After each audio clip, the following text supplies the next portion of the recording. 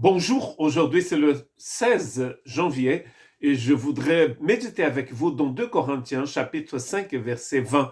Nous sommes donc des ambassadeurs pour Christ, comme si Dieu adressait par nous son appel. Nous supplions au nom de Christ, soyez réconciliés avec Dieu. Soyez réconciliés avec Dieu.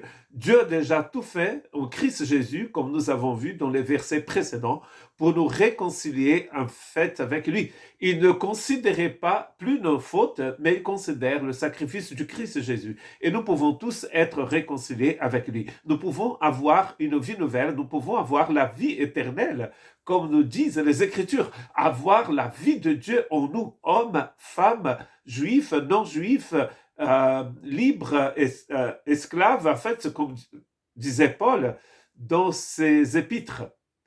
Toute personne de toutes les couleurs, de tous les continents peuvent être réconciliées avec le Seigneur. Et Paul, ici, en parlant aux Corinthiens, il donne cet ordre, soyez réconciliés avec Dieu. C'est-à-dire que tout a été fait par lui pour que nous puissions être réconciliés. Et ensuite, nous allons devenir des ambassadeurs pour Christ Jésus. Et Dieu va adresser cette parole de réconciliation par notre intermédiaire. Qu'est-ce que c'est qu'un ambassadeur? Un ambassadeur, c'est quelqu'un qui représente son pays, qui représente sa nation, son royaume, auprès d'autres personnes, d'autres royaumes. Et la mission de l'ambassadeur ici, c'est de proclamer le message de la réconciliation. Et là, en fait, nous allons trouver que chaque personne réconciliée devient un ambassadeur. Romains chapitre 5, verset 10, en effet, si nous avons été réconciliés avec Dieu grâce à la mort de son Fils, lorsque nous étions ses ennemis, nous serons à bien plus forte raison sauvés par sa vie, maintenant que nous sommes réconciliés. Dieu nous a réconciliés quand nous étions en fait ennemis. Alors maintenant que nous avons été réconciliés, comment allons-nous vivre? Quelle vie Dieu nous a donnée? Quelle vie il a préparée pour nous?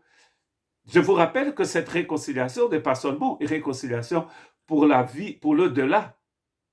C'est une réconciliation pour aujourd'hui. Parce que c'est aujourd'hui que nous avons besoin, c'est aujourd'hui que nous avons besoin des ambassadeurs. C'est pas pour le delà, c'est pour maintenant. Mais si nous ne sommes pas réconciliés, comment allons-nous proclamer le message de la réconciliation?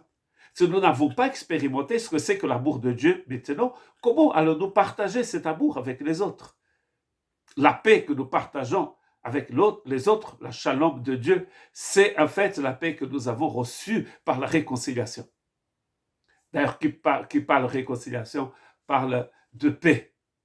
Ayant été réconciliés, justifiés par la foi, nous avons la paix, nous dit Romains chapitre 5 et verset 1.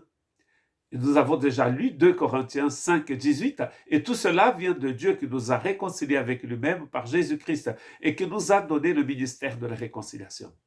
Et ce ministère de la réconciliation, c'est une grande responsabilité.